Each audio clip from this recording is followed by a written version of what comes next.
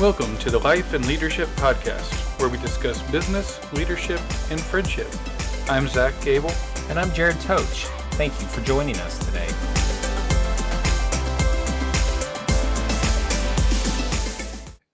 Hey everyone, welcome to our podcast. This is the Life and Leadership Podcast. I'm Zach Gable. This is Jared Toach, and we are glad to have you with us today. Jared, how's everything going over there? You know what? It's wonderful. Good. Good. No, it really is. It's good. Good. All right. Well, good to hear. And it's a beautiful day. It's actually Mother's Day right now. So Happy Mother's I know Day this to won't be you. released until Friday, but happy Mother's Day to everyone out there. Hope you are enjoying this beautiful weather. All right. So let's dive right into it today. And let's get on it. We do have something coming up. Let's see. This will be released Friday. So tomorrow, as in Saturday, we're going to be speaking at up in Indianapolis. So Absolutely. that's exciting. That is exciting. At an early childhood conference. Yeah. Yep. So anyway, looking forward to that. And hopefully we see some of you there. But anyway, on to the topic for today. And we are going to be talking about conflict resolution today. Dun, dun, dun. How many is afraid of conflict? Me. So Jared, what was your we both have notes, but we haven't discussed any of this yet amongst each other or amongst ourselves. So what was your first thought when we kind of discussed talking about conflict and conflict resolution? What was the first thing that came to your mind? There's a lot of things that came to my mind when you initially said conflict, but when you said conflict, me, the first thing that came out of the gate, it's like morale buster, conflict in the workplace. Like, and I know there's so many components and aspects of conflict. Mhm. There's the resolution, there's,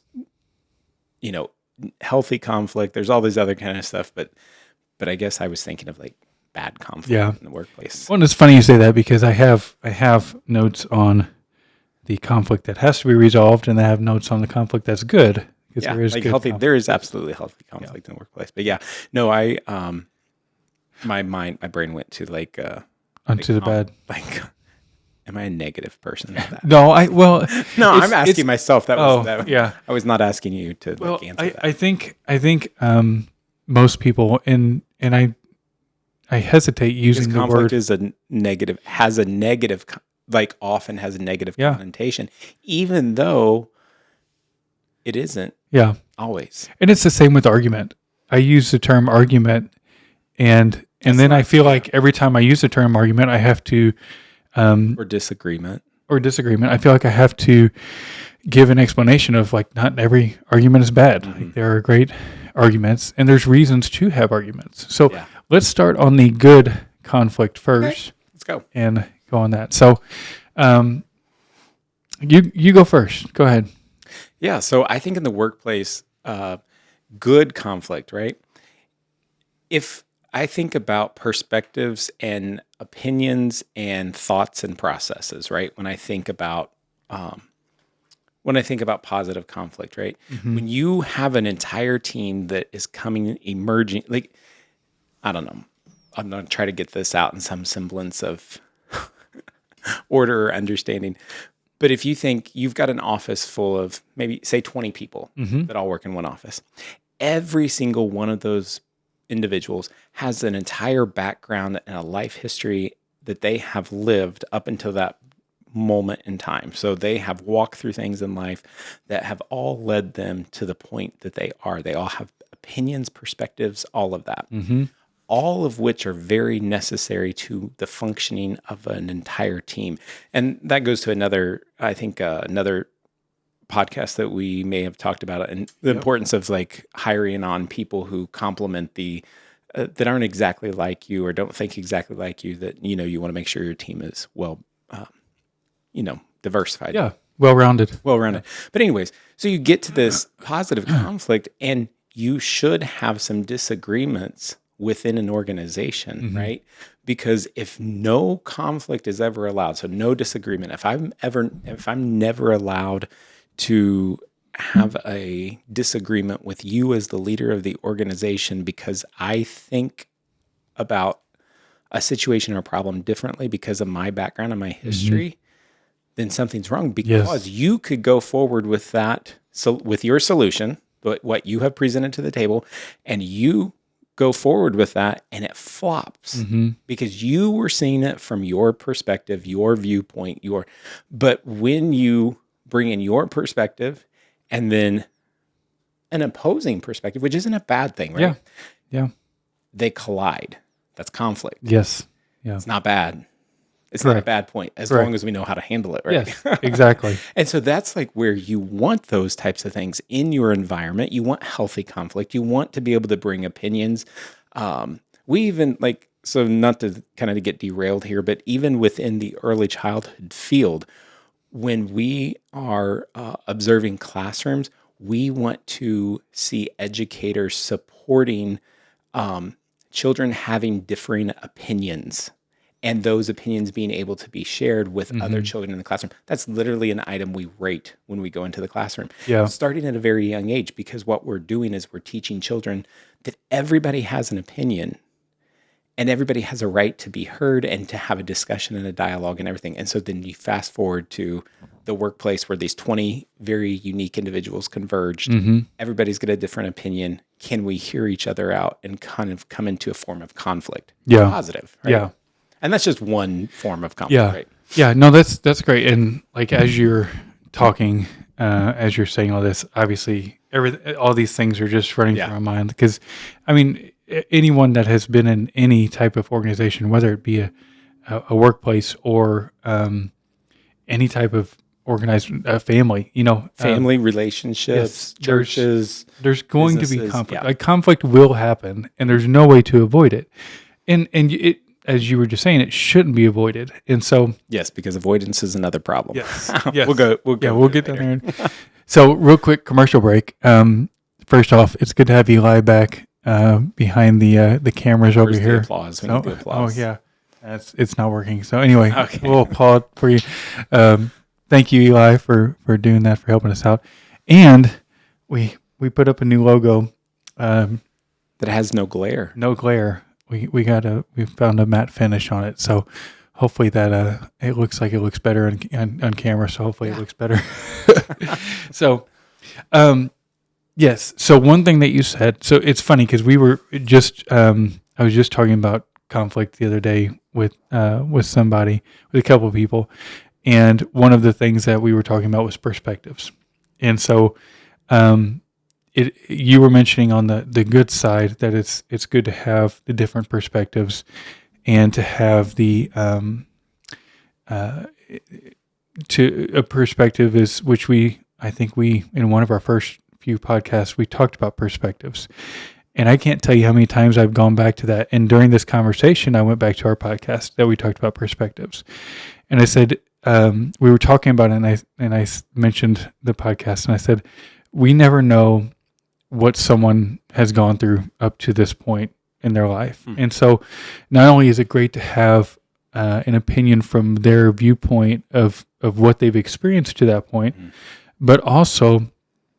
during times of conflict, during times of communication and arguments and discussions, you have to take that into consideration as well, that people receive things different. And people give things differently. And so the personalities, not only is it great to have the different voices and the different personalities there and the different perspectives there, you also have to take into consideration that just because you can handle receiving something a certain way doesn't mean that someone else can handle it that way, because of their perspectives, because of what they've been through or how they've been raised or things like that. So I'm one of the people that I can joke with anyone, and I can take a joke, and I love joking with people. There's some people that do not want to be joked with, or you have to be very careful how you present things to them. And so thinking about that in the lines of conflict, and again, right now we're talking about good conflict. So we'll say in a group setting, in a meeting, if you will. And you were stating how it's important to have the different perspectives, not just the leader or the leader's perspectives on this.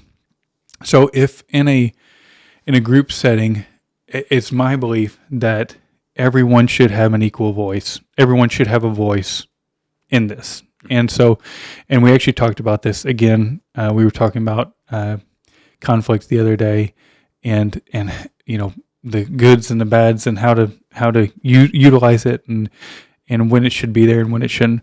Obviously, conflict always has to be wrapped with respect. There has to be respect there, but the differing opinions are good, especially in a workplace. It's good to have those, and so anyway. And I told him, I said, look, yes, my wife and I own the business, but it's my belief that your voice matters just as much as mine. And so in a group setting like that, when we're discussing how do we handle these situations, how do we, what's the best way to treat a situation like this? And I first off, most of the time, I will allow others to go first, because I want to hear, without any say from me, I want to hear what their thoughts are on it. And so anyway, and I told him, I said, I want to hear your opinions. And I think that, and one of them said, well, you're my boss. I'm not going to. I said, no, that's not the way we do it. Like, we don't do it that way. I want to know your opinion, and your voice matters just as much as anybody else that's in this room. And so, as we've stated before, yes, as the owner of the company, the buck stops here. So if it's like a decision that has to be made like this, then that's what happens. But so far, I don't think there's ever been, that I can remember, a decision where it's like no, I have to override everyone because of X, Y, and Z. Because usually it's if it's a group decision, all the cards are on the table. We all have the same knowledge. We all have the same. So anyway, I agree with you 100%. Conflict. If there is no conflict in the workplace, that means there's no trust, because your team does not trust you that they can use their voice without either being embarrassed or just completely shut down. You name it, whatever it is. If your team is not willing to voice their opinion in a time of conflict, then there's no trust there, or there's not enough trust there. And so there has to be, you have to be able, as the leader, you have to be able to set a tone and a culture where conflict is okay. And then you get all the perspectives in there, not just the perspectives of the ones that are not afraid to be vocal, but you get every perspective in there, and you can make a better decision on all of that. So anyway. No, that was good. And I've been writing, like, I what you were saying just jogged my memory, or jogged my mind just to think about these other things. But I begin to think about a terrarium. Or a mini ecosystem. Oh, okay. I was gonna say I'm a dumb guy over here. You can't be using words like that. Okay, so it's essentially where you create. I've seen classrooms have done this before, but essentially they create their own little terrarium where there is a life cycle that occurs. So the rain, the evaporation, the water cycle, everything survives and lives in this terrarium, right? So everything, the water is in there, it evaporates to the top of the terrarium, and then it falls back down, and then it evaporates back up, it goes back up and comes back down. So it's this like living place. Sure. So you think about your workplace as a separate ecosystem, right? You've got this, we all live in a larger ecosystem, right? But your workplace is one, and how you cultivate that matters, right? And then you also have to understand that you are bringing people who have lived in other ecosystems. Yes. So maybe you've got you may have a flourishing, blooming, blossoming, like lush green ecosystem that you've created, right? Where conflict is very normal, where discussions, opinions can be voiced, heard, whatever. But you have a person that enters your ecosystem that you have created here that has come from a very deserty place, right? Again, different perspective. Yeah, it's a different perspective. So how do you, I guess then the question you posed to yourself, and I'm not saying you have to answer this question today, but when you somebody said, but you're my boss, that's an indication to me that maybe the system that they came from, or the upbringing that they had, or how they were cultivated in their views and perspectives in lives, that's totally polar opposite. Exactly. And to switch that off, everything that you've known, you've grown up in this desert over here.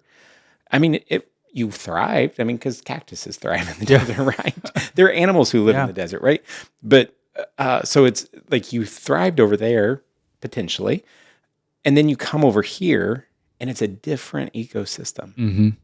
And how do you introduce someone?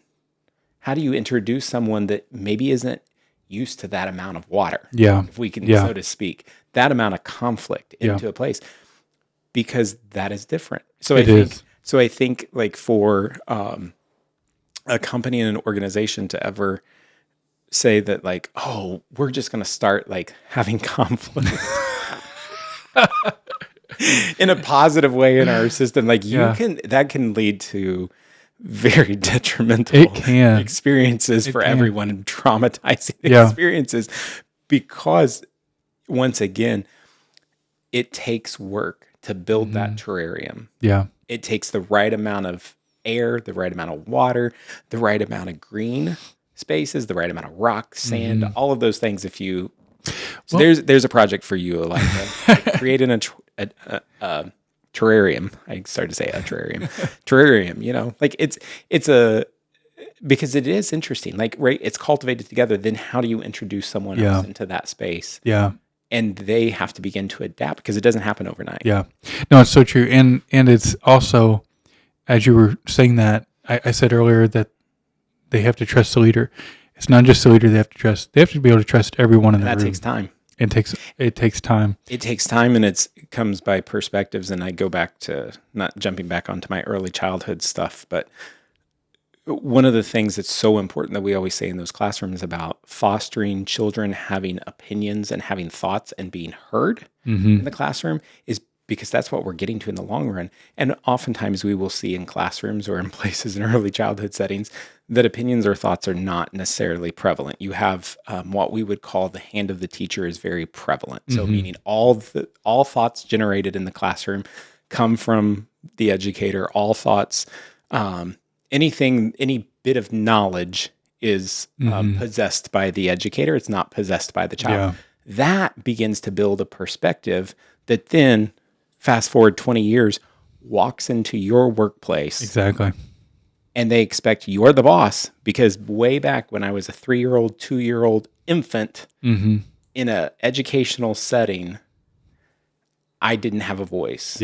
I had no say in anything. And I learned that this is, like, my opinions didn't matter. It's also why I get frustrated when people laugh at what children, like, they call these things when children do something, quote unquote, cute that they think is funny, or they say something of how they perceive the world. And then everybody laughs. I'm like, oh, did you hear him? Like, because it might sound far-fetched, right? But to that child, that was their perspective in this moment in time. So what you just said by laughing at that child was, your perspective doesn't matter. My ideas trump yours. And then once again, you fast forward. Sorry, I got off on this tangent of education, because that's one of mine. But yes, conflict in the workplace, but that's how we lead up to. And then in the workplace, you have to foster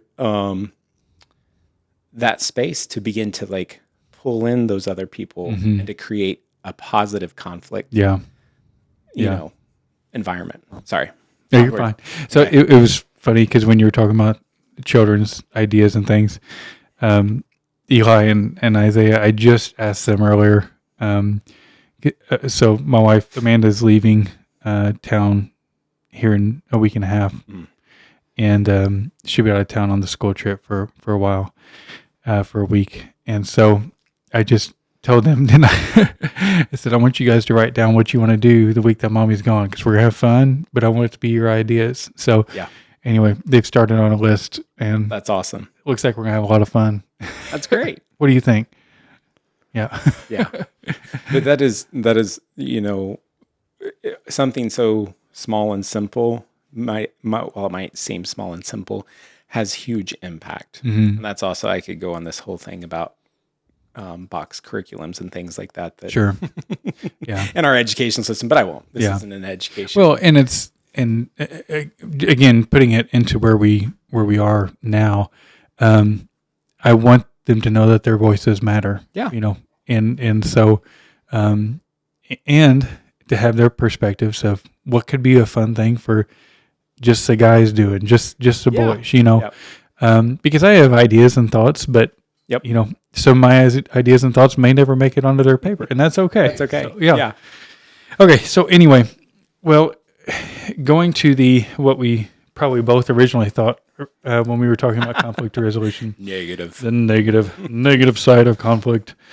So number one, and we've said this, I've said this many times, not only on the podcast, but also just in talking with other leaders and business owners. Again, conflict is going to happen, and you can't avoid conflict, and you shouldn't avoid conflict. So, Right. I've quoted this, and I may be quoting wrong, but I've quoted this from Ramsey many times. But to be clear is to be kind. When you're clear, when you are direct, when you're honest, you're being kind. And so, if you're trying to avoid conflict, so if there's an issue in the workplace, and you want to be the leader that you don't want conflict, and you just want to sweep things under the rug, that is not kind, because you're not being clear. And so what happens is you have this. So let's say, Jared, you're on my team, and every time you perform this one task, you do it wrong, and it's not something big enough for me to be like, have a sit down right now with you and say, hey, you need to fix this. You're doing it wrong. But it's just one of those things. I'm one of those leaders, and I just say, he'll probably hear how someone else does it, and he'll probably correct it, and he may, fix it down the road. But every time I hear you do it, it makes me mad. But I'm like, no, it'll work out. I just sweep it under the rug. And this can go on for who knows how long, And so I just keep sweeping under the rug, and this conflict just keeps, and the rug is now this big old mound, if you will. And so then at the point where I just can't handle it anymore, I can't take it anymore, and I just unload 6 months of dust under the rug onto you at one time, all this frustration built up. And I just say, why have you been doing this for 6 months? Why have you been doing it this way? I told you one time already, you can't do it that way. Whenever we hired you, we trained you, and blah, blah, blah, blah. And it's just this word vomit of all this 6 months built up conflict that you knew nothing about because I never communicated it to you. And so that's what happens when you sweep stuff under the rug. That's what happens when you avoid conflict, is that you're creating this monster. And generally speaking, most of the time it's a one-sided monster. And so you're not being kind because you're not being honest. So if you avoid conflict, usually it makes it a much bigger deal. Whereas if you just hit conflict head on with love and with respect and have a conversation, generally speaking, unless someone's just incompetent and they just can't take it, generally speaking, your conflict is going to be so much smaller. And the trust that your team has in you, because you addressed it with them in a respectful manner and you hit it head on, and you're not exploding every 6 months because of something that they knew nothing about, they trust you and they respect you. And so then that's when that builds up that trust, where they can come to you and they're like, look, I know that Zach's not going to blow up if I come to him and say, I don't know what I'm doing here. I need your help. Or I have this idea, or whatever the case may be.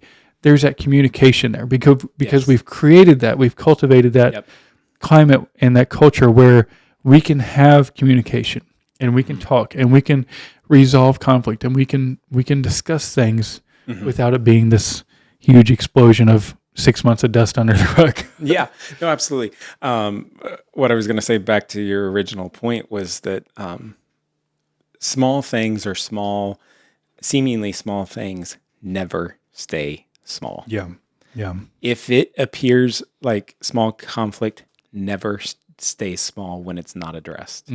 So the best option is to always to go ahead and do it. And you're better off even if it's just like, it's not that you want to appear controlling or anything like that, but small conflict never stays small. Like, when it's not addressed, it will just continue to grow. Yes. Like, Yep. and then that erodes trust. It erodes stability within your organization. It erodes all of these things. I was looking up real quick because I thought I'd read it somewhere, but I couldn't find the exact numbers or the data. But one of the things I was looking up that only 30% of leaders, based off of a survey, and I can't remember, I'll have to see where it was from, but 30% of leaders feel comfortable in dealing with conflict. Wow. 30%. So we'll change that from leaders to managers then, because they're not leaders. Yeah. No, only 30%, because it's hard. Yeah.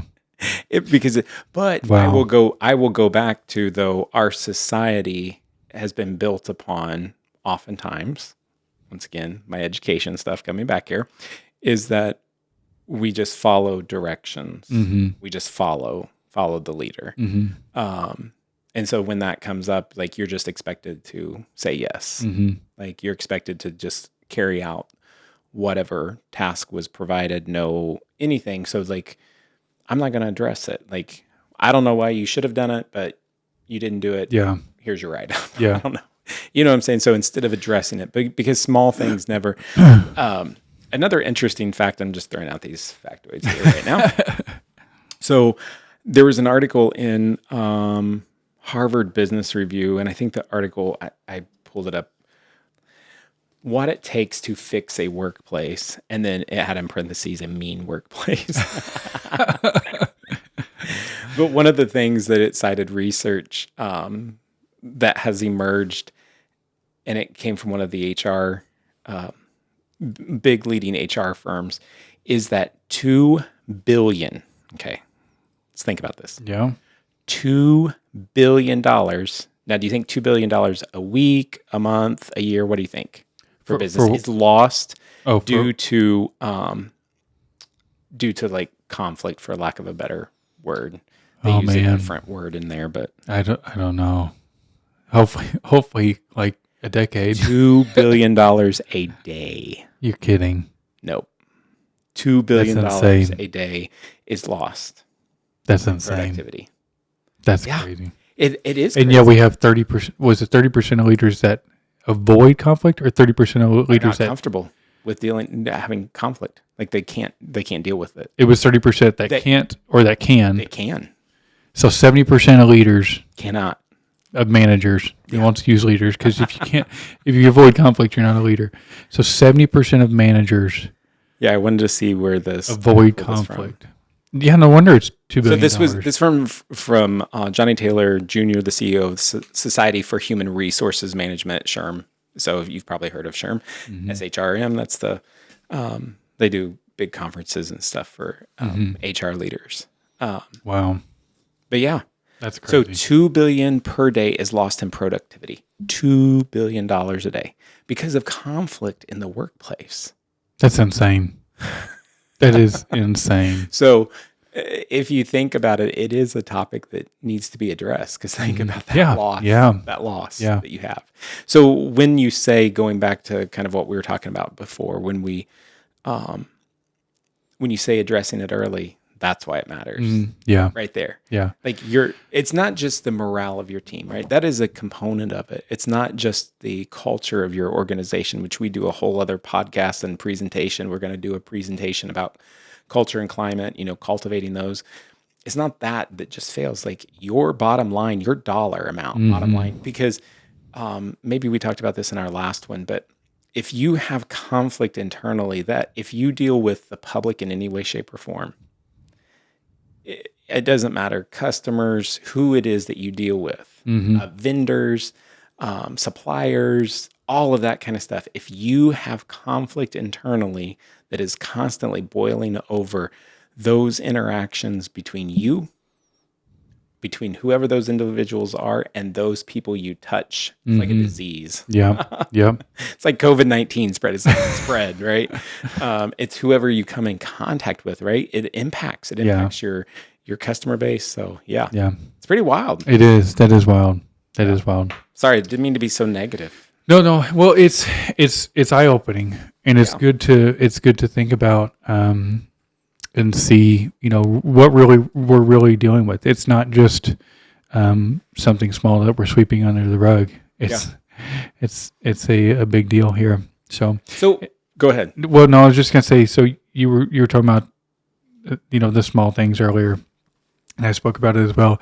And when you were talking about it, it reminded me of something. So there was, and I won't mention his name, but anyway, someone that's on my team. He listens to this podcast, so I thought about mentioning his name.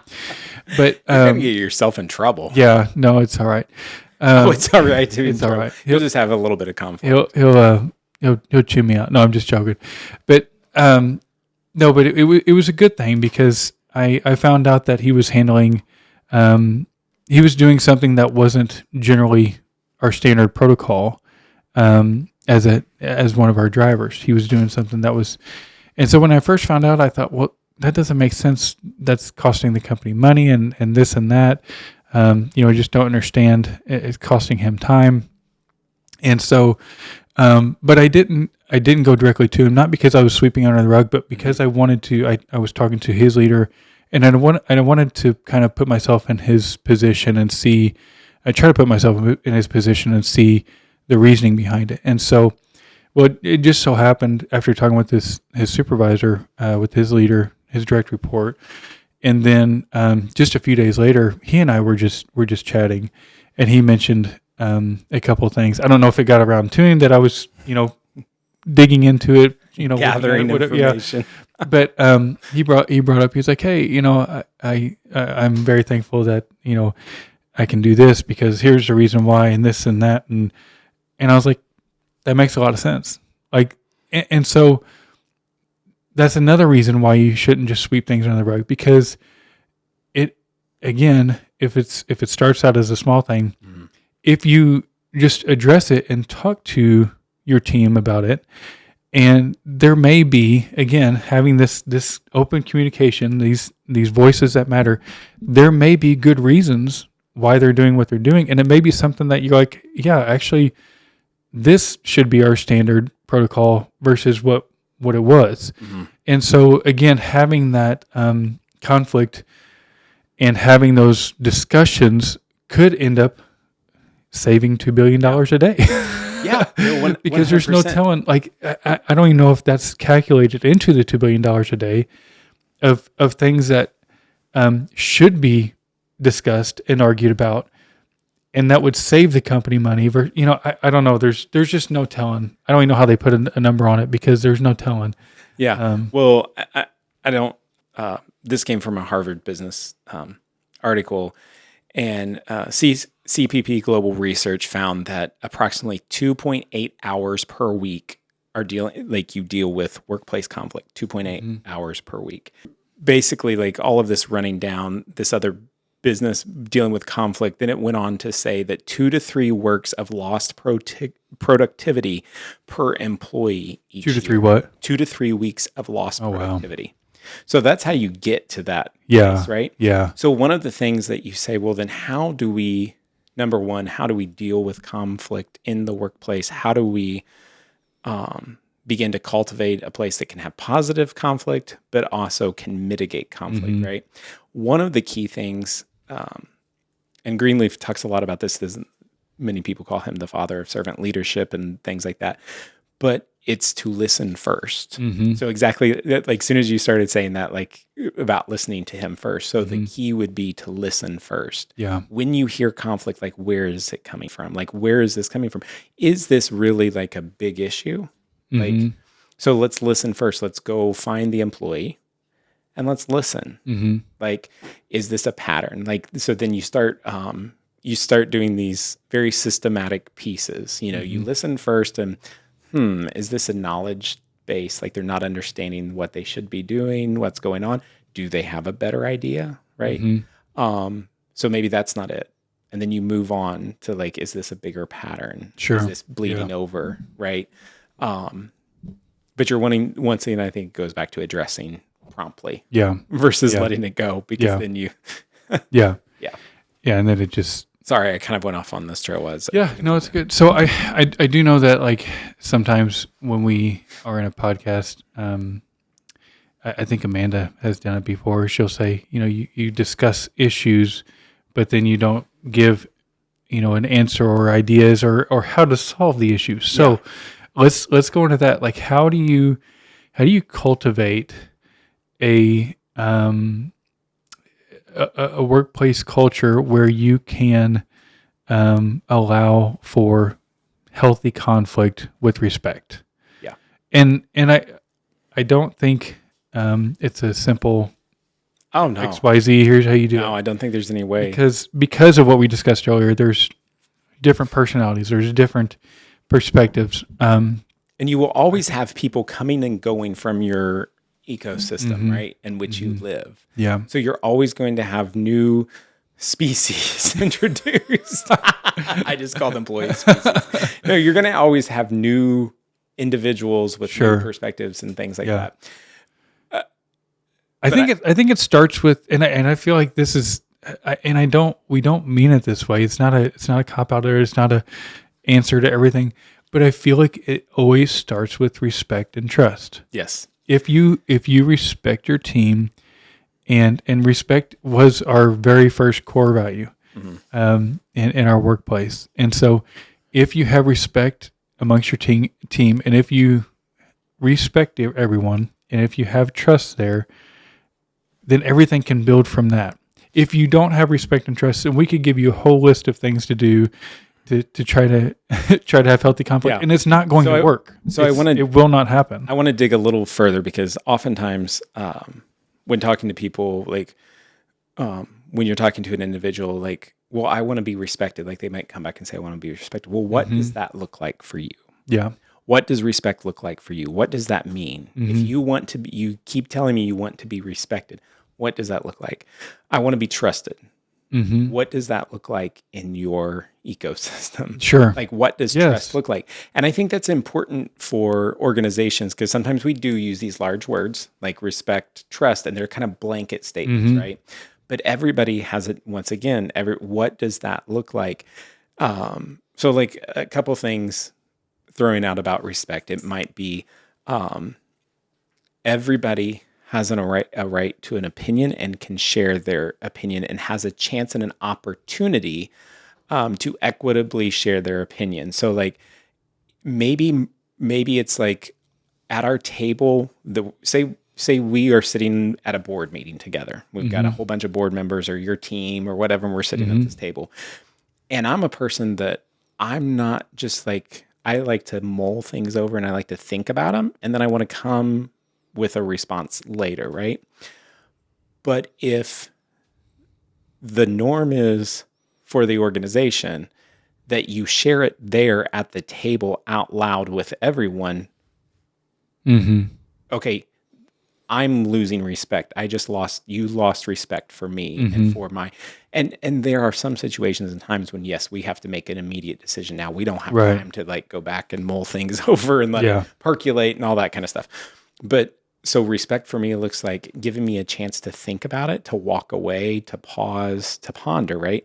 So if I curate an atmosphere with my team to acknowledge that everybody's going to process information differently, and then they're going to give feedback to you differently. So maybe I want to I want to gather my thoughts, type up an email, send it to you and say, hey, Zach, like, I know we had our meeting and I know you were really wanting everybody to share their thoughts and things out in the meeting.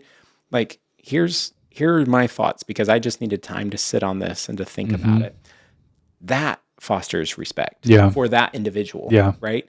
And when that becomes known across the table that is how we operate, then all of a sudden you are cultivating a culture of respect, and then that ultimately is helping conflict like, within your organization, because cultivating respect amongst each other like lessens negative conflict, right? Yeah, it lessens that you're creating a psychologically safe. That's one of the components of creating a psychologically safe environment, work environment. So I guess the number one answer would be then to learn and know your team, to understand the personalities, to understand. We use the DISC assessment. That's not the end all be all. That's not the answer to everything, but it also helps not only. So like when I filled out my DISC assessment, of course I pretty much knew what it was going to be, and I think most people do. Type A personality. But it helps not only myself. It helps me think about how I look at things versus how others look at things, but it helps others when they're coming to talk to me, how, they understand how I process things. Yeah. But that's just, again, that's not the end all be all, but understanding personalities, understanding how people process things, understanding how they communicate, and understanding, not only their personality, but them as a human being. What does their family look like? What does their environment away from the work world look like? Because all of that plays into how they. Yep. And the more you know about those things, the more you understand how to approach somebody. And while it sounds crazy, they're like, but we've got conflict right in the moment.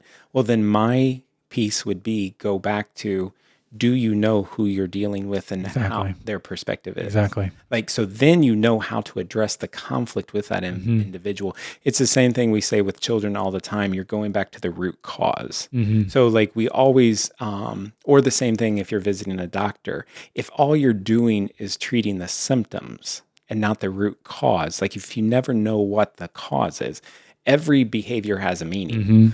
We always say that with children, every behavior has a meaning. But if you're only treating the temper tantrum that's happening in the moment, but not the reason why the temper tantrum's happening, you're never going to, you're just going to constantly be in a cycle of meltdowns. Yeah. Right. I would say another thing, and not to keep jumping forward, because I know our podcast, we've been talking for a hot minute. Yeah, we're good. 45 minutes or so. But I think another way to also foster respect, trust, and an environment that invites positive conflict and also makes having tough conversations a norm is inviting and asking for regular feedback. So if feedback on how I am as a person, how you are as a person, how we are as people together, if that's the case, if I'm asking for that, then it's normal for us to have a conversation, especially if we're in conflict or something else. If something bigger is going on, this is very typical. Yeah. That's good. And I even thought, I've never done this, but whenever you started with, what does respect look like to me? I even thought having one-on-one with someone, asking that and question. just asking that question, what does respect look like to you? What if you demanded respect from me? What does it look like in this situation, in a group setting? What does it look like one-on-one? What does it? And just asking. I'm curious now. I think I'm going to do that. I would. So here's the crazy thing. I would highly recommend it, because we did this in when we were doing some norm setting. And respect kept coming up. People, so everybody writes around the table, what do you, what would be a norm that you would want for our time together when we're together, right? And so, then we all put it on poster boards or poster sheets around the room. All the ones that were kind of similar, the same that everybody wrote, we would all clump them together and all this kind of stuff. Well, things like respect or trust would consistently come up. Okay, well then we need to define those because Zach said respect looks like one thing, or said respect, and Jared said respect, but what does that look like to you? Yeah. So then what does that look like for this group, knowing that we all each have a different perspective of respect? Yeah. Because for me, you might want an answer. Respect to you is when you're asked a question, we give our answers here at the table. We're respecting our time, our whatever. And for me, respect might be giving me some space to respond to that. Yeah. Right. Yeah. So it's truly knowing, defining what those things are and what they look like. And that's part so of good. Yeah. It's part of, I feel like it's part of growing as an organization, as a company, and I don't know. Yeah. And this is the reason, folks, why we do this podcast, because I feel very challenged, and I seriously, I'm going to go and do this one-on-one and find out what respect means to my team individually. So there's always this statement about I don't want to like get off on this, but like equity versus equal versus equity, you know, because everything is not equal, right? We don't like it's just not in life, but if we can get to like an equity piece where we are sitting together and we know what you need and what I need versus what you need, then that becomes equitable. You know, and then just giving another thought for something that you can do in your workplace that may help to foster maybe addressing conflict more, or even dealing with conflict, or creating a culture where there can be positive conflict in, is that letting people know that disagreement is not punishment. Right. So just because you disagree with me, you're not going to be punished. Because then the flip side, because as the leader goes, so does everyone else. So if I, as a leader, show that when you disagree with me, it is not punishment, then the same thing, the flip side is true. When I, as a leader, disagree with you, and I address conflict, I'm not coming at you from a punishment, unless, of course, it breaches your rules and whatever, in the place. But I'm not coming at you from a place of punishment. I'm coming to you from a place of, we've got to work this out, and we've got to curate an environment together we've got to curate our terrarium. We've got to curate this space together that is very helpful, and supportive and positive for everybody. Sorry. Yeah. No, that's good. Keep going. That's good. Awesome. Well, I'm challenged. I'm challenged too. And this is good. This is good. And I don't want to lose $2 billion a day. If I had $2 billion a day to lose, that would be great. Yeah. But I think, here's the thing, Zach.